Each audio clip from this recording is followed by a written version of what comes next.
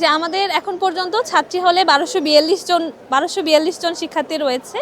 আর আমাদের যদিও ১১টা হল ছিল, এর মধ্যে একটা হল বর্তমানে আছে যেটা শুধুমাত্র ছাত্রীদের জন্য। আর আমাদের যদি আমরা বলি যে জগন্নাথ বিশ্ববিদ্যালয়ের শিক্ষার্থীদের সংখ্যা ৫৫% হচ্ছে নারী শিক্ষার্থী, আর ৪৫% অ্যারাউন্ড হচ্ছে আমাদের ছেলে শিক্ষার্থী। কিন্তু নারী শিক্ষার্থীদের জন্য একটা হল যদিও আছে, এটা আসলে যথেষ্ট না। তো আর আমাদের শিক্ষার্থীর সংখ্যা অনুযায়ী প্রায় আমাদের এখানে ১৬ থেকে ১৭ হাজার মতো শিক্ষার্থী রয়েছে। তো আমাদের এখানে ১২৪২ জন মাত্র শিক্ষার্থী রয়েছে ছাত্রী হলে। আর বাকি শিক্ষার্থীরা সবাই হচ্ছে অনাবাসিক, অর্থাৎ তারা অনেকেই হয়তো বা এখানে পুরান ঢাকার মেসে থাকছে, আবার অনেকে আছে যে বাসা থেকে যাতায়াত করছে। তো এই অনেক দূরে থেকে যাতায়াতের ক্ষেত্রে যে সমস্যাটা মনে হয়েছে সেটা হচ্ছে আমাদের পরিবহন সমস্যা আবার অনেক বড় একটা সমস্যা।